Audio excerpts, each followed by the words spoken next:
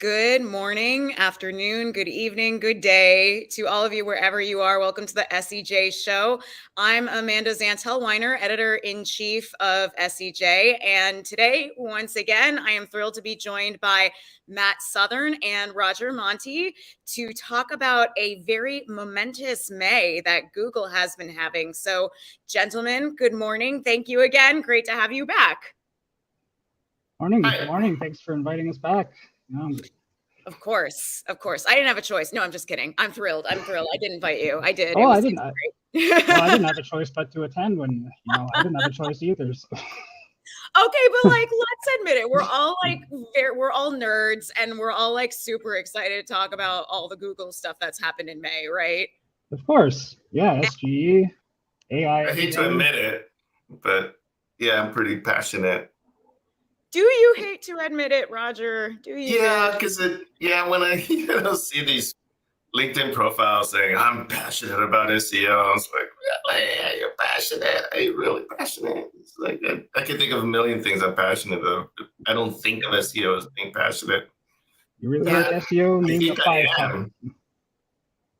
I mean, we'll talk about the issue of LinkedIn influencers and people who try to be LinkedIn influencers another day. But oops, I'm being shady, and we haven't even been at it for 2 minutes yet. But so Matt, you're based in Canada, and here in the US, where Roger and I are, we have Memorial Day weekend coming up, and that's I think you have the Canadian equivalent of it, but for us here, Memorial Day weekend is the unofficial kickoff of summer, and it's when, unofficially the summer slowdown begins. And I'm looking at everything that has happened just this week. Just yesterday, we had Google Marketing Live and we had Microsoft Build and all of these announcements. And it's like everybody, it seems like they're trying to cram it all in before summer, but also I don't know. I don't see any signs of anything slowing down for the summer either. What do y'all think? Well, the thing is, it's not moving as fast as it seems, because Google announced a lot of things, but they're not shipping anything yet. So it's not like they're flooding the market with all this new stuff that we have to try. There's a lot of announcements, and I find that there's a lot, we have a lot of time to digest it before we can actually get our hands on it and use it. So I find that the pace of it is. Maybe I'm not being overwhelmed with it just because there's nothing to other than Bard right now. Most of what was announced at I/O isn't available to use. So I'm excited to read about it. But yeah, I find the pacing is just fine. I mean, are you excited to write about it too? Because otherwise, I need to give you other work to do. If you're not excited. Oh yeah, I'm excited to write about it and try it. Or maybe I'll get the new docs to the new. Integration with docs. Yeah. Well, I want to ask you more about that later, because you got to try SGE yesterday, and I want to pick your brain about that. But Roger, what about you? Do you see any signs? Does it feel like a rush of information to you? Do you see any signs of things slowing down this summer? Well, yeah. I mean, this whole AI thing's been rushed. I mean, when OpenAI released that last year in November, it just pushed Google's timetable way up. I mean, well, they were already integrating AI in a responsible way, and then OpenAI pushed that into the public, ChatGPT, and it kind of overwhelmed all the good things that AI can do. And then now we've got pending legislation and all this other stuff going on, and potential for misuse. And so now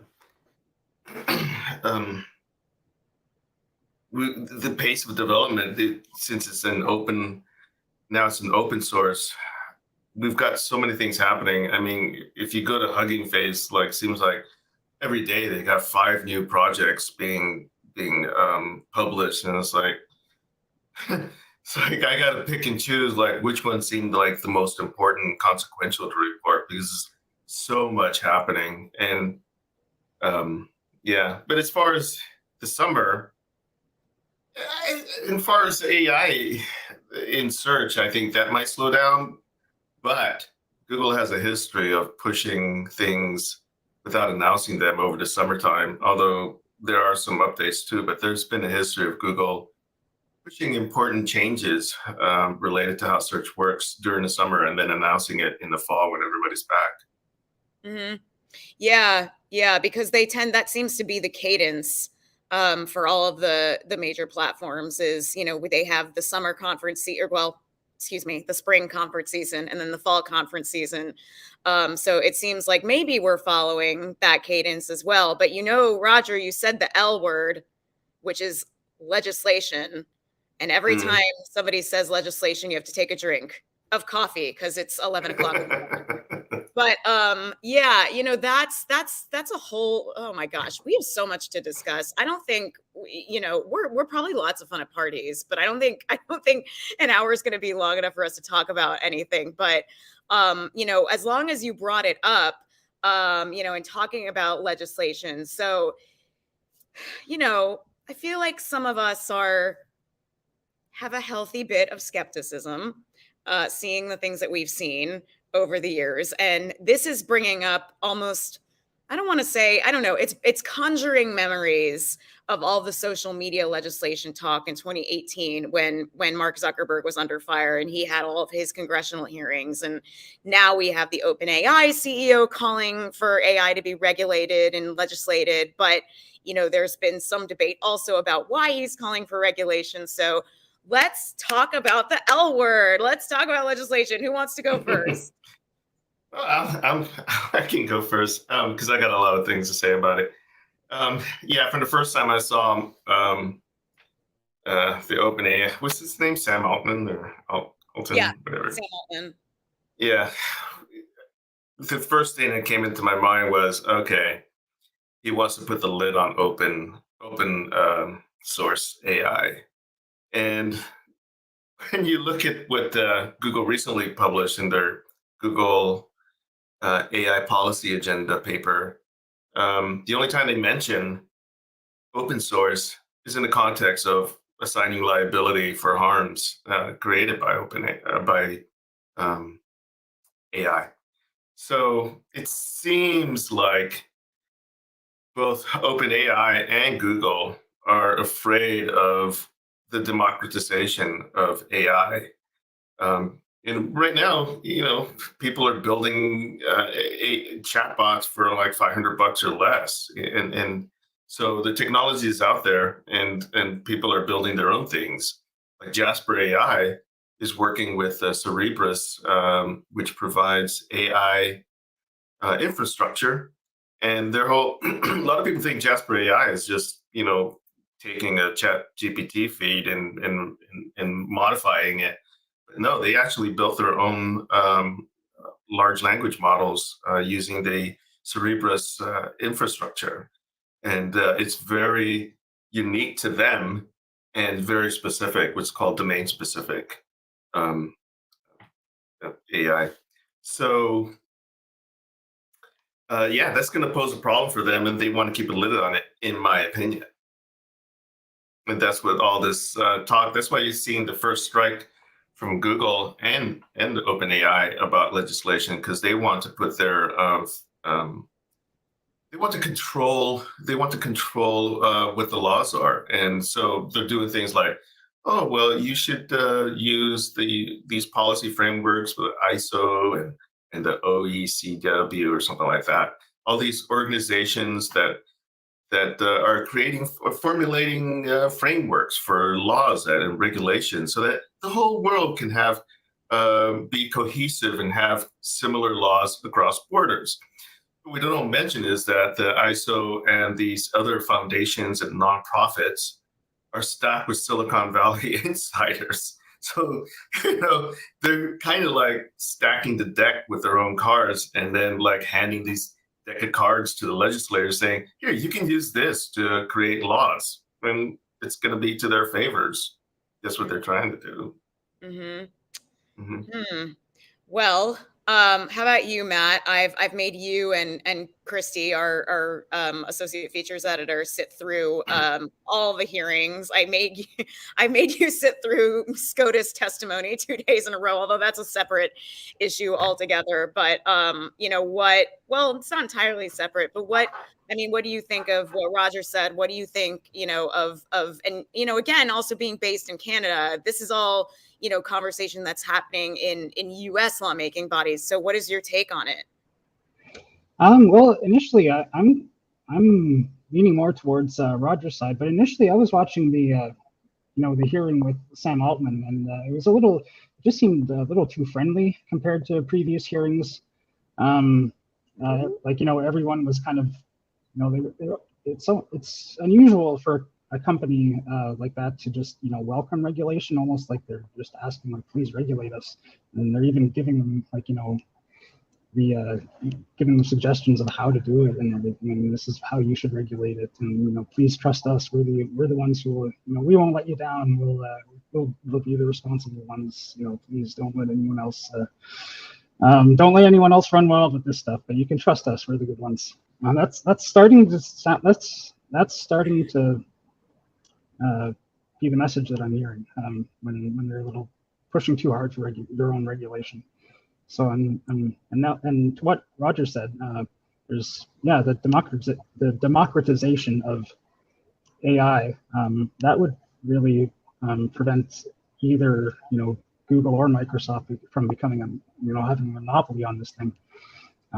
So the more democratized it is, you know, the more regulated it is, the more it favors whoever comes out on top of this whole AI race.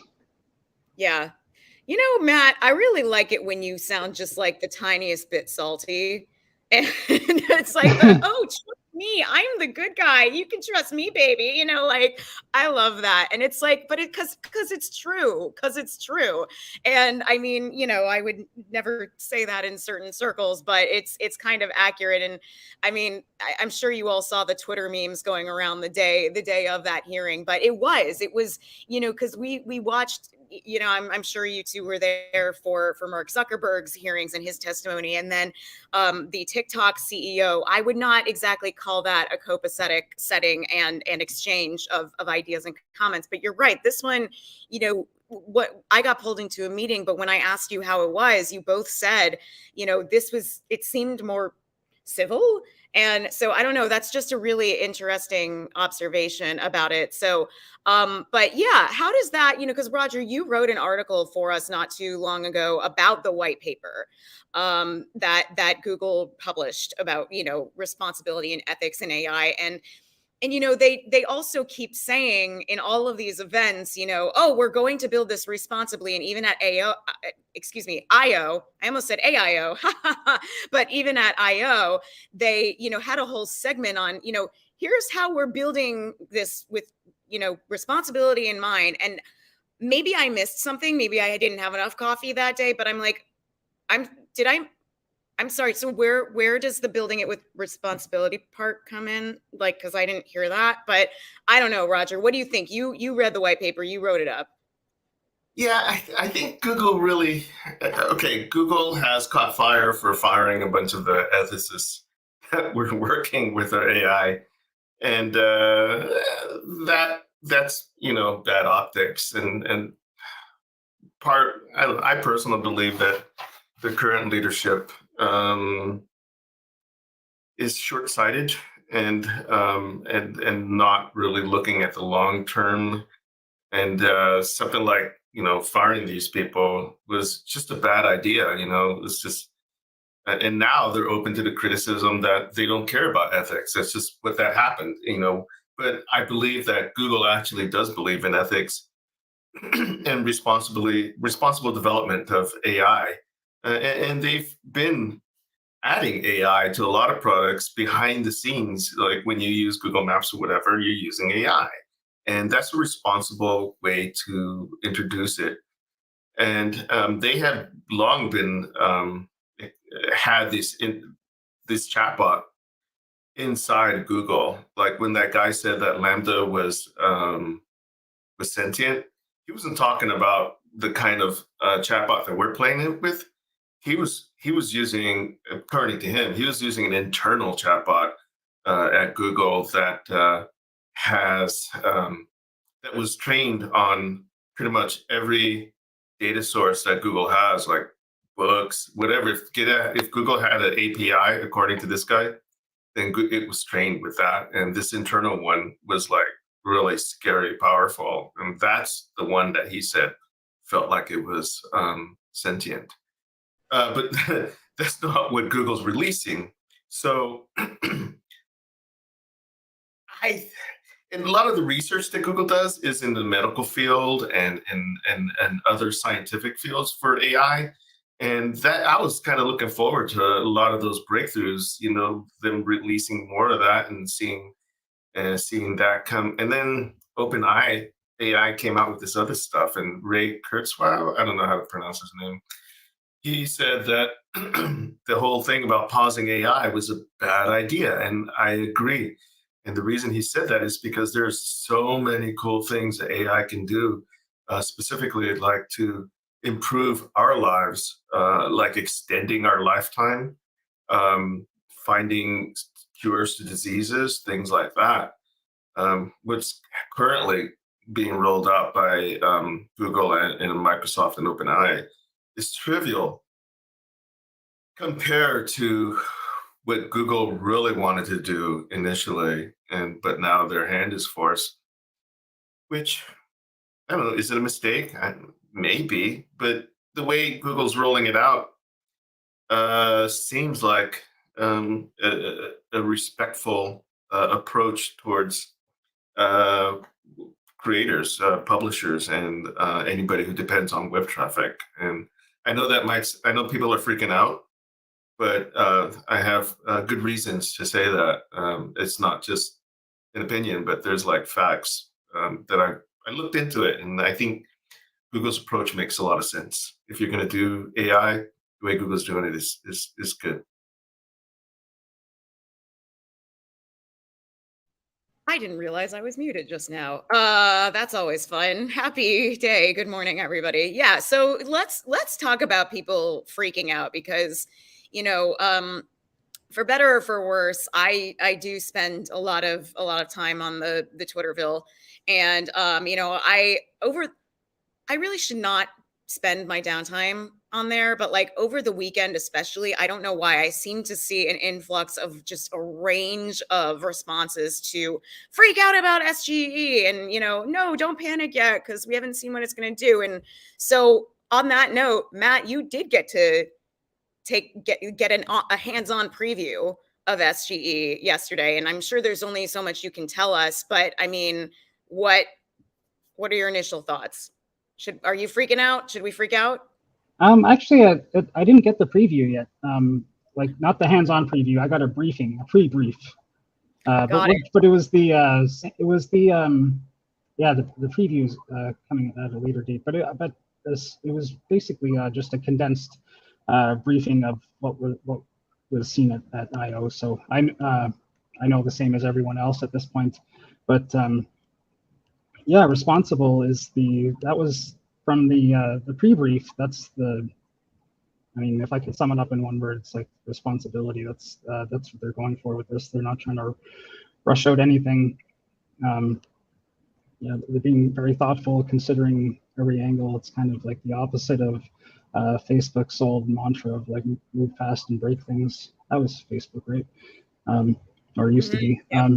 Yep. Yeah, it's like, you know, move at a snail's pace and, you know, disturb as little as possible. That's kind of what it's kind of what the rollout of Google's AI feels like right now, which is not a bad thing, because they have a lot to lose if it goes wrong. Not only can they, you know, disrupt a lot of people's livelihoods in Google if they roll out this SGE and you know, it impacts them negatively, like, you know, their whole business is search. So if it you know, they have a lot riding on this as well, and they want like, you know, the message was very clear to me that they want to work hand in hand with publishers and make it a mutually beneficial upgrade to search. Yeah, and you know, I have a lot of thoughts. I think we all have a lot of thoughts about how potentially it could negatively impact, like, and this is an if, this is a hypothetical, how it could potentially negatively impact SEOs. We have actually a comment from somebody on LinkedIn that I want to get to in a moment. But Matt, you said something about how if it goes wrong, Google has a lot to lose. So, I'm sure we can talk to no end about what some of the users and what some of the people who optimize or have optimized historically for Google have to lose. What does Google have to lose? Both of you, I want to hear. What do you think? Brand integrity. That's the one thing I think if they change this. That. Well, I mean, as they care. No. They have a lot of money to lose. Yeah, that's what they have. That. I mean, just that rollout where they made that mistake, that their example made a mistake, and then all of a sudden their stock price just started crashing. So if they roll out a search that all of a sudden starts hallucinating and and I don't know, offers bad advice that causes harm to some people, and they start taking it, their stock price could suffer. So it's it's really about, more than anything, I mean, yeah, brand and all that is important, and people could start bailing to Microsoft, but the money part, that's what they really, investors care, they care, Right. Yeah, right. So that could really suffer.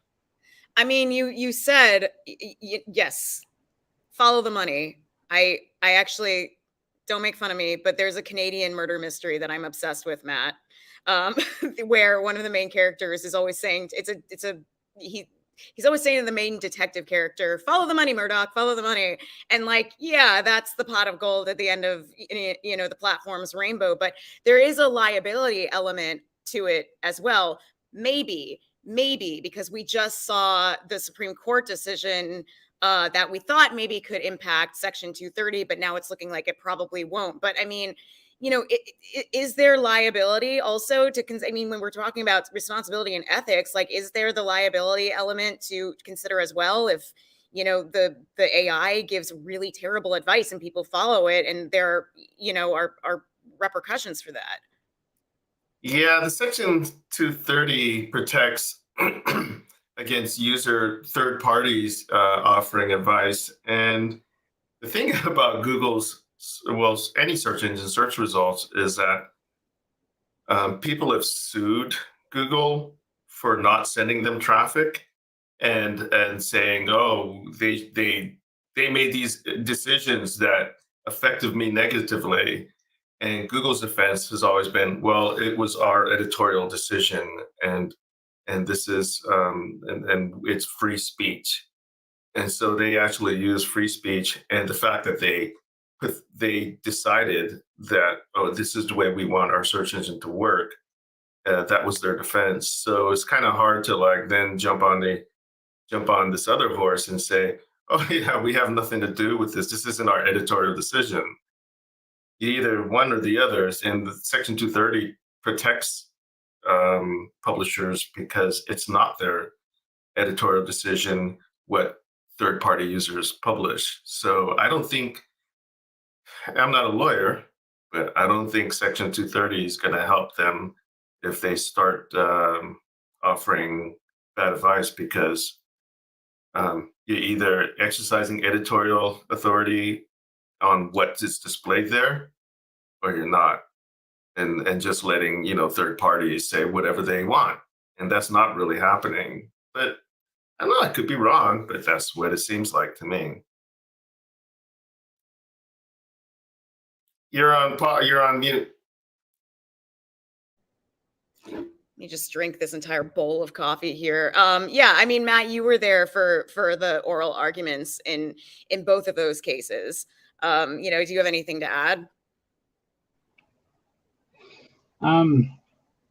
Yeah, it's something that, I understand why the Supreme Court kind of kicked it back to Congress. It's something more, you're going to have to, I don't know, I don't think it's something that can be decided at that level, but it's interesting commenting on this as a Canadian, because doesn't. Please comment on it as a Canadian, please. Yeah, like I think there's that room for amending it, and I don't even know if I think there's a lot of like loopholes to get out of right now. If like with AI, if there's like if bad advice from a generative AI leads to something harmful, I don't know. I know that morally and ethically that's something that's bad, but I don't know if legally if that's something that they could be punished for. Yeah, it's kind of like, I mean, the whole thing, it's a hot potato, that keeps getting tossed back and forth between the lawmakers, the Supreme Court, and then, academia and the corporations themselves. And it's like, okay, who's not gonna drop the hot potato before they like punt it to somebody else? Where is this gonna land? Yeah, one thing that I think they should amend 234 is to account for recommender algorithms, because it's like, they're recommending that people see some of these videos on YouTube.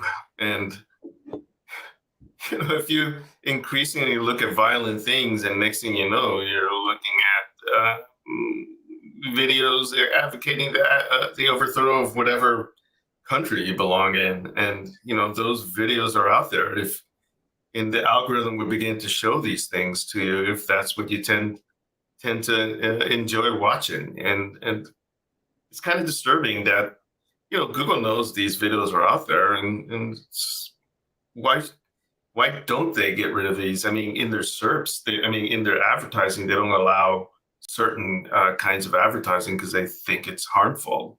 Well, so you don't let advertisers advertise on these harmful things, but you let YouTube, the algorithm, recommend these harmful things to people.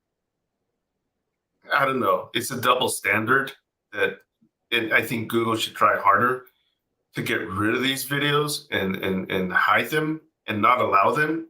I mean, they've got these spam fighting algorithms that prevent spam from even hitting their index. So as soon as somebody uploads a video that has like, certain triggers to them that indicate that they're harmful, block them, and maybe Section 230 should be amended to account for recommender algorithms, which is a relatively new thing that didn't exist when Section 230 was originally formulated, because it was originally formulated to regulate, to give safe harbor to like forums and allow free speech.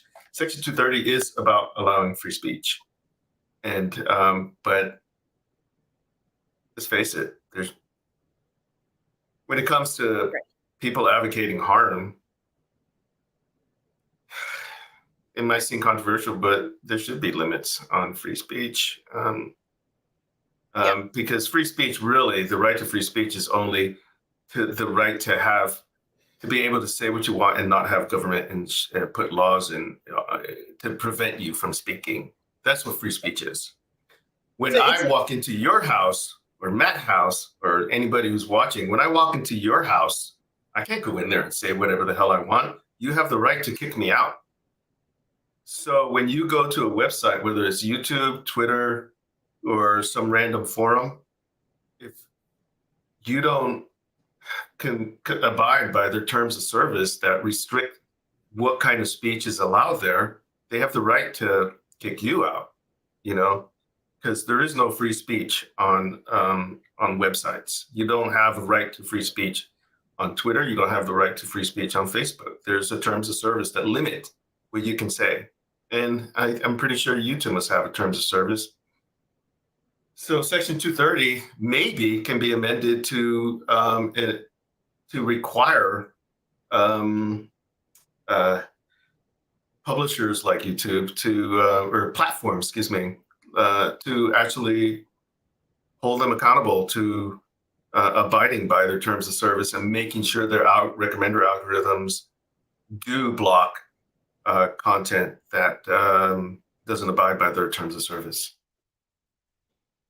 Yeah, I mean, I think we can all agree it's kind of, outdated to say the least. That might be an understatement. And Matt, when you were writing about this, you had reached out to the office of Senator Mark Warner, who over time has been pretty outspoken about Section 230. And can you tell us a little bit more? I mean, I have it in front of me, if because it feels like it was 84 years ago that we even reached out to him, and this decision took place. But I mean, can you talk a little bit about the comments that you got from his office, and what you think might be next, at least on one lawmaker's end?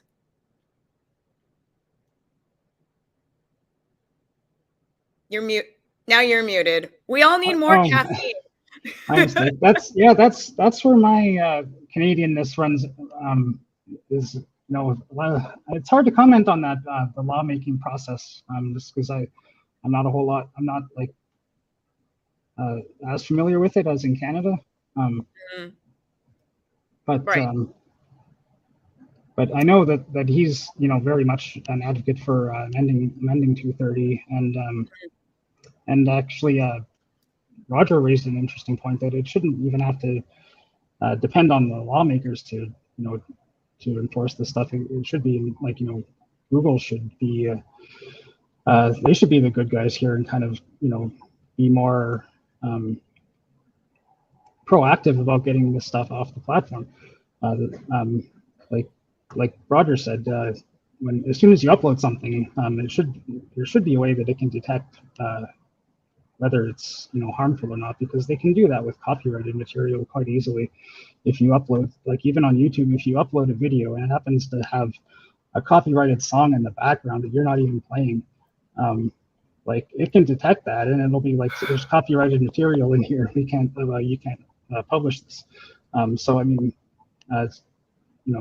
some kind of upload flow like that for harmful content seems like it could be possible with the help of AI. So we've come full circle. And so I'm seeing quite a few comments and questions in the chat about like how all of this, just to bring it back to the namesake of this show, search engines. And one of the and please disagree with me, let's have a healthy debate.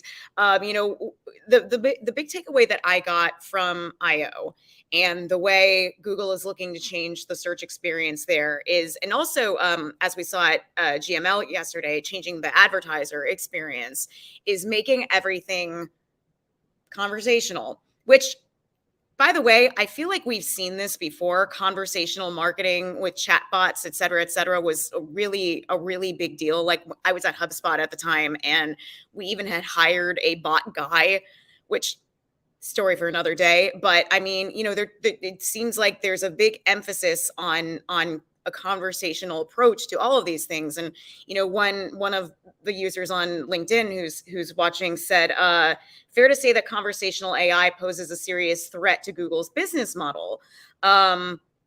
So need to be even more prudent when rolling out changes to search. So the impression that I got is they're kind of aiming for this whole, like, okay, ask a question, get an answer, that's it. So how do you optimize for that? Well, agree or disagree, and also how do you optimize for that? Yeah, actually, they showed conversational AI where they're actually showing ads, and they are going to be showing ads on those. So I don't think it poses a threat to their business model, because they're going to be showing ads all over the place.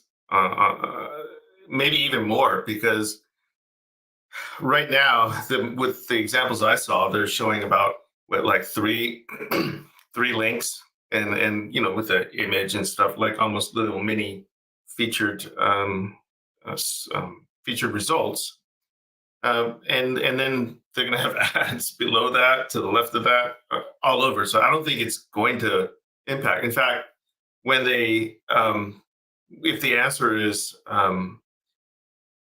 e-commerce related, they're actually going to show like, oh, this this product may meet what you're looking for and show an ad right there. So if anything, it's going to really improve their business model for the for their advertising. So I don't see it as a threat to their advertiser business model. The opposite, it's going to actually help. For SEOs, I know there's a freak out going on about like, oh, this is the end of SEO, and that Google's only going to show like 3 results sometimes.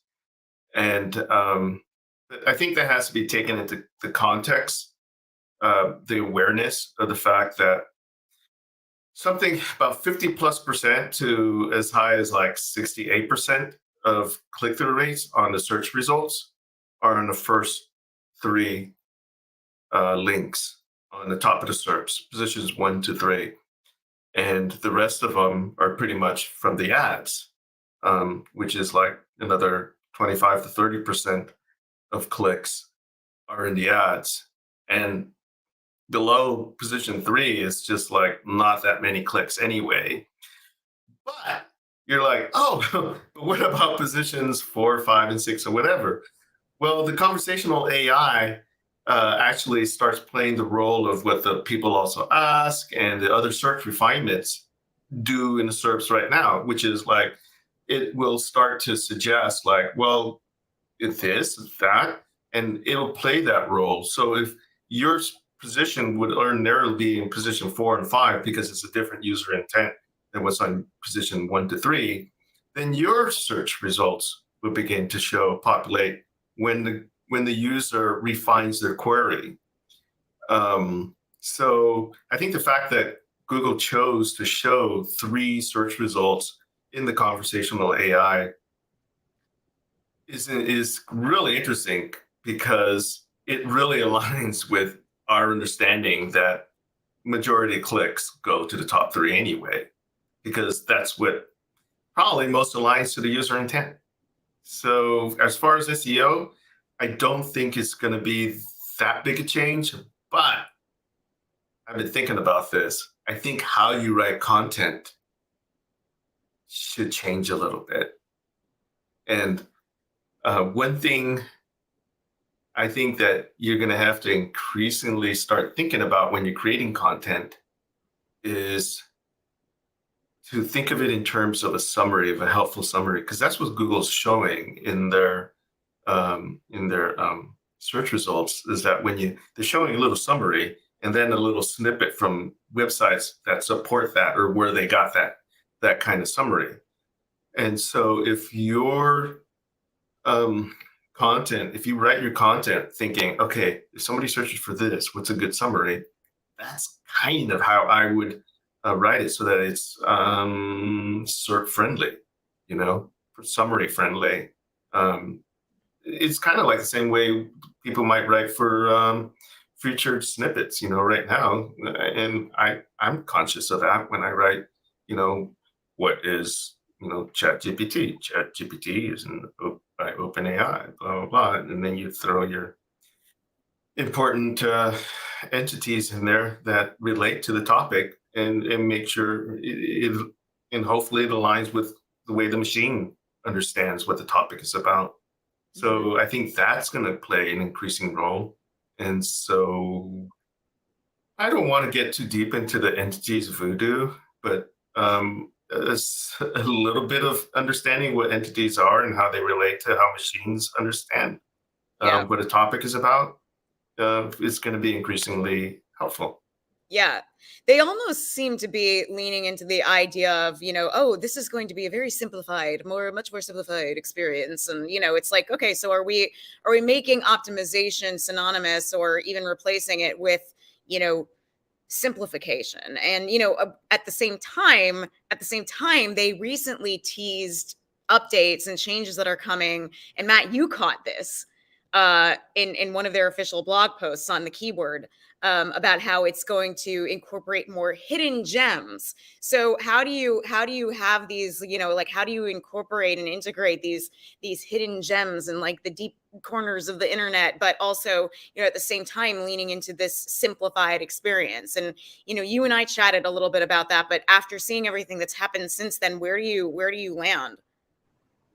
Well, as far as hidden gems, I think those are going to be surfaced from AI kind of training people to search in a different way.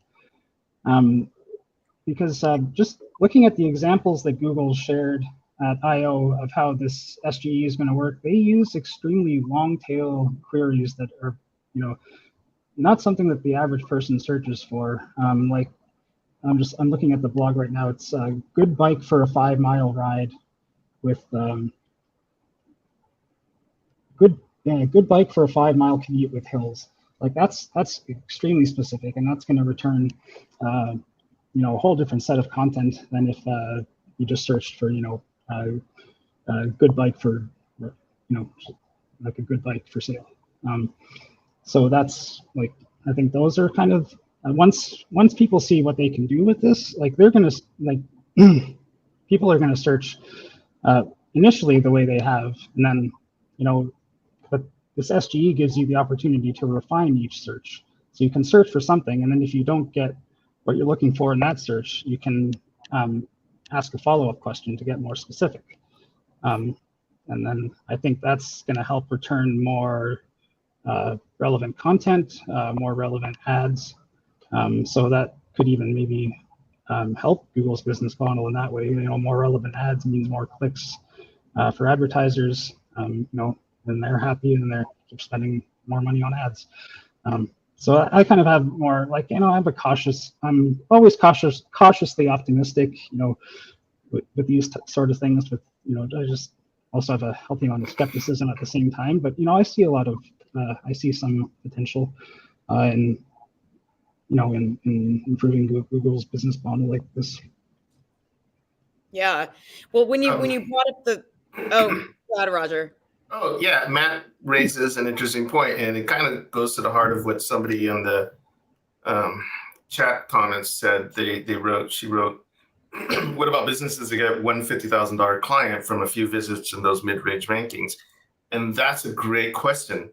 And it goes back to the way the SERPs are organized. When somebody searches for, let's say, personal injury lawyer, Dayton, Ohio. I'm just making this up, but this is kind of typical. What you might see is a couple of aggregator sites in the top 3, where they compare and list what they say are the top lawyers in Dayton, Ohio for that particular specialty. And the reason they show that is because for that particular query, people want to see a list of recommendations of lawyers. And it's almost like Google's algorithm maybe feels like these sites will offer a better editorial decision about what they want to see. But then, and let's ignore the 3-pack and all that. I'm just kind of using that as an example. But then when you go down a few spots to the 4th, 5th, and 6th positions, then you start to see different intents, which maybe it's an individual that wasn't shown in the 3-pack, or maybe it's a news article. And this is what you see in across a range of SERPs. So it's not just, I'm not speaking specifically about lawyer SERPs, but all SERPs. So when you go down positions 4, 5, and 6, then you might see different kinds, like a news article, an informational, a review. Then these are all different intents. So when somebody searches for something and that $50,000 client, that site that's looking for that one $50,000 client is in position, let's say 5, they're not going to be shown in the initial three in the news search. That's going to show up when they refine it, because if somebody scrolls down to positions 4, 5, and 6, it's because position 1, 2, and 3 didn't satisfy their user intent, and there's multiple user intents. And so Google is going to help them, is helping them refine that and get to that, what they're looking for, to show them that. So those people, those businesses that have those $50,000 clients from a mid-page ranking, they're they're going to get shown when the query gets refined. I mean, that's what all that people also ask, and did you mean, and all that other stuff is all about. And so now it's the same search results, but instead of showing you these links and then you manually clicking, no, this is what I meant or whatever. Now it's the computer, the AI, that's going to be refining it for you and helping you and walking you along. That's why they call it like an assistant or co-pilot and all that other stuff, because it's kind of like a person sitting next to you, and it's like, well, what do you mean? You mean this? Is this what you're talking about? Is this what you want? Like that. Yeah. So I think that's the answer to that question. Right. And you brought up news, and we work in news, I think, sometimes. Yeah. And the way we traditionally think about news servicing and results a lot of the times is the carousel, a news carousel, at the top of the SERP or somewhere near the top of the SERP. So how is that, is that just going to be integrated into this new experience? I think that some of that carousel experience will probably still exist, but we'll see. I mean, it makes sense. I mean, if I'm Googling if I'm searching for, let's say, a TV show, and I want to find out where I've seen this cast members, like, God, that actor seems familiar. What have they been in? What movies have they been in? Where have you seen that actor before? And I do that. And I want to see the carousel. I want to see the blocks. I don't want, I want to see the pictures. And I think Google knows that human beings are very visual creatures, and images are very important. That's why they show those little images of icons and in the feature snippets to have a picture, because we consume information visually, not textually. I mean, how long has text been around? Mass, unmasked, it's like 600 years, 700 years. Yeah, we didn't evolve to read text. That's not how we naturally, take information in. So I think that things like carousels are probably going to stay because it makes sense for the user experience. Right. But, not everybody processes things visually. There are people with visual impairment. And so it brings up the accessibility issue as well. So True. How is this new experience going to impact accessibility? I'd love to hear from both of you about that. Hey, Matt, you want to take that one? Yeah. Well, you got my brain turning with that question. Now I'm wondering if there's going to be, I'm wondering if there's going to be any, how extensive the personalization of this experience is going to be, because maybe over time it'll learn what the searcher wants to consume, like what kind of SERPs they like, or what their accessibility needs are, and maybe it'll tailor the SERP to the person that's searching. Like if this individual needs more visual assets, or if they tend to click on the visuals more often. I'm just wildly speculating here. I don't know anything about this happening, but Google does like to personalize the experience, and SGE is capable of generating all manner of things, like all combination of things in one SERP. So over time, it'll eventually learn the searcher's behavior, just like now, kind of tailors personalizes search results for us. So if the SEE experience might be personalized to a certain degree. Right. What about you? What do you think? I think the conversational AI might actually be better for accessibility. I mean, if it's yeah, it's almost like a screen reader experience. But, Maya has another really good comment there in the LinkedIn there. She says, how will the new search experience affect our expectation from the analytics and KPIs? Will there be fewer visits, lower bounce rates, higher conversion rates theoretically? It seems like, yeah, because right now, as far as impressions, I would expect it to show less impressions. So So I feel sorry for the people who are in charge of Search Console because they're going to have a lot of changes to make and to adapt to this. Like, wow, that's a good question. Yeah.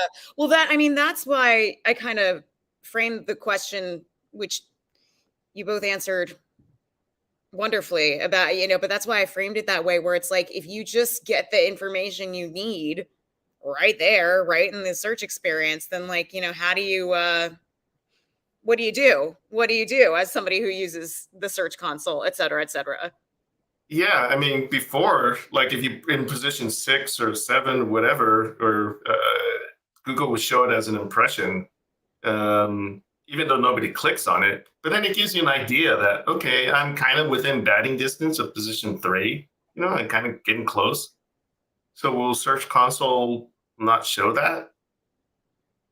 And then so now you have less data to understand, like, well, am I even close? Because you can do your own, you can do your own, check the SERPs and everything, but sometimes they change, and so you don't get an as accurate as understanding of how close you are, where you're, how many impressions you're getting. If Google's not going to show those anymore, so that's a good question. Yeah. That's a really good question. It's going to like change how people, what kind of information people get in terms of feedback.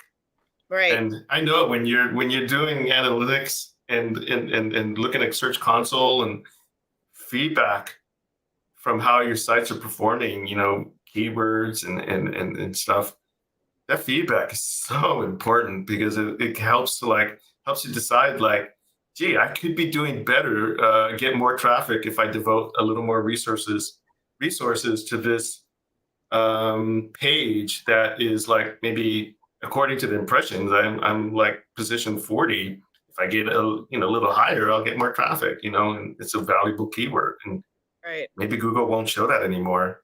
It's a really good question. Yeah. That's going to impact SEO. I mean, that kind of feedback is so important.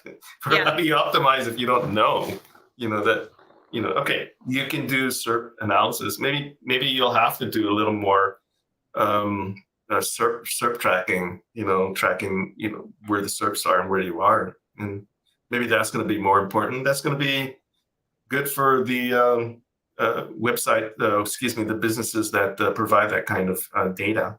And we're going to have to start relying more on that.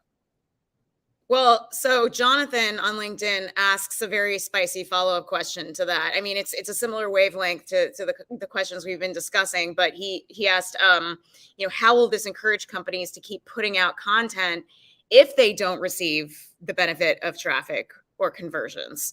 You kind of talked about that, Roger, where it's like, okay, maybe it's your product, it's your site that's, right there in the initial answer.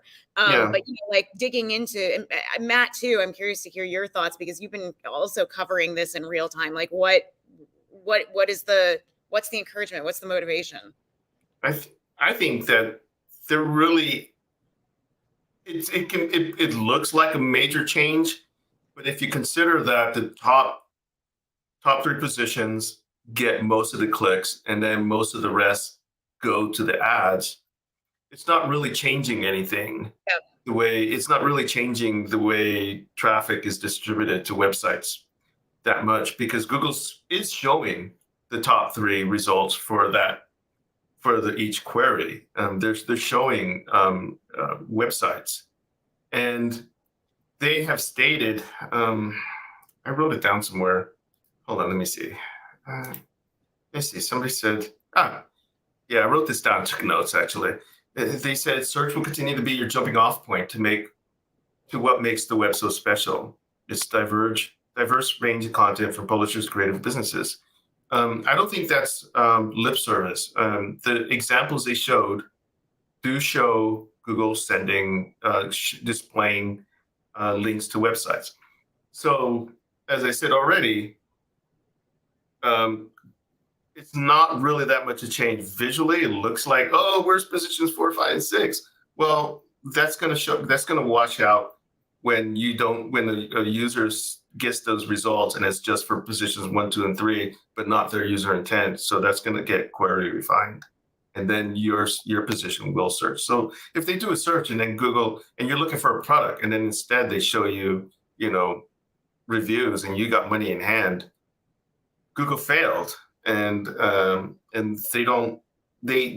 if people start refining the query, that's the kind of thing Google's algorithm looks at. Like if a lot of people are refining their query, that's a failure. And so they're going to think the algorithm's going to reconsider that and say, we need to fix this because people are refining their query too often. So maybe what they really mean is that, that's the whole purpose of, I think, BERT, is understanding what people mean when people use queries. And when people do click through the website, they click back, that's a signal to Google that they failed. Not that the website failed, that they got people clicking back. It's that Google failed. And they look at these signals. We know Google looks at click-through rate signals and query refinement signals. And that's a signal to Google that they failed. So if your site belongs in position 1, 2, 3, and Google is not showing that, it's going to show up in query refinement or clickbacks, where people click through and then click back. And so hopefully the algorithm will fix that. And that's what we know about Google's algorithms specific to query refinement and click-through rate, is that that's how they use that information to fix their failures. Matt, how about you? Your thoughts? Yeah. Well, as Maya on LinkedIn mentioned that's already happening. And by that's already happening, she's referring to the fact that companies are putting out content and not getting the benefit of traffic or conversions, and that's true. It is already happening with the current search experience. It's one of the most consistent issues that I hear on the Google the monthly Hangout Q&As is publishers concerned about the fact that they keep publishing and publishing, and their pages are getting crawled but not indexed, and so that's the equivalent of the concern we might see with SGE, but that's already happening right now, and that's because of the bar for quality is so high. That's what John Mueller and Gary Esch are always saying. If something's getting crawled and not indexed, it's a sign that the quality isn't up to par. It's not the type of page that Google wants to serve, and then that's admitted. I mean, that has to be discouraging. And the way to overcome that is just like Google always says, make better content. But now with AI, you just have to be better than the machines. Produce something better than, more thorough, more valuable than what generative AI can produce. And if you have the first-hand experience that Google's always looking for, and the topical authority that we just learned about yesterday, the ranking system that's apparently been around for a while. But yeah, if you have all those things, it's going to rise above, if people are just producing content to get traffic and clicks in an area they're not actually an expert in. Mm-hmm. Well, we have 2 minutes left, and I just want to shift gears really quickly to talk about what's on the horizon, what everybody's looking forward to. Apple has WWDC coming up June 5th, and I feel like Apple's kind of been always the ones almost on the sidelines, almost like the spectators while all this is going on with Google and whoever, enemy number 2 is at the moment. And so, I mean, what are you expecting? Are you expecting them to jump into this conversation or participate in any way in the whole AI vernacular and AI zeitgeist? Oh, if you asked me that question a few years ago, I would have said absolutely. They'd be the first ones out the gate with it. But they're so behind these days. Apple. Like actually, I just switched to Android this year because I'm just so bored with what Apple's doing. They're not innovating fast enough. They're not. I want to. Those are some fighting words, Matt. Well, I used to like I don't know, Apple and iPhone. They used to be like, you know, the trailblazers, the trendsetters. They would. Now it's, I know, I like Android. I like what Google's doing with its operating system, its Pixel phones. You know, Samsung has good hardware, and you know, there's lots of AI stuff coming out for Android. Yeah, where is Apple? Apple's not even in the discussion lately. I think Apple's going to come back, and they're going to come back really. I mean, Apple has a history of doing really great things. I'm not an Apple user, but I do know, you know, my kid uses Apple, and people I know use Apple products, and you know, they're great products. It's not for me, but look. Bloomberg came out with Bloomberg GPT, and there's a health GPT, and there's like all these domain-specific GPTs, and these companies that are normally associated with AI are coming out with their AI products, and it's because the technology is accessible now, and it doesn't take like $1 billion anymore or hundreds of $1 millions to create these products. I mean, it's all open source, so Apple has the resources to take what's out there and create something. So I think we're going to see something from Apple at some point. And Apple's got their fingers in a lot of things, like, you know, somebody mentioned they're in banking. Yeah. But the phone is their core product, just like search is Google's core product around which everything circulates. So I don't think Apple is going to like ignore adding more AI features to their phone.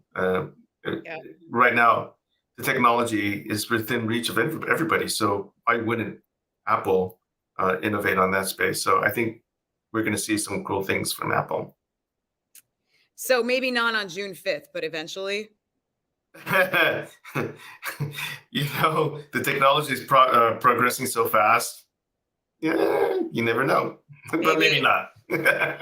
maybe they'll introduce a mock-up of what they're going to introduce like next year. I mean, Google does that, right? Yeah, well, yeah, and then in the fall is when it's all coming to market. So yeah. Well, this has been. I'm gonna have to leave it there, even though I'm sure we could. You know, like I said before, we're probably tons of fun at parties, but for now I'm gonna have to bring this party to a close. But as always, this has been a delight. This has been informative. An excellent way to kick off the summer, if I do say so myself. So thank you, Matt. Thank you, Roger, for joining us again. And for the great conversation. You can follow Matt or Roger or myself, you know, for whatever that's worth, on social media as well. If you have additional questions, I'm sure we'd all be happy to answer at least most of them. So again, thank you, gentlemen. This has been a delight. Thank you. Thanks so much for having us. Bye, everyone. Thanks for tuning in. Bye.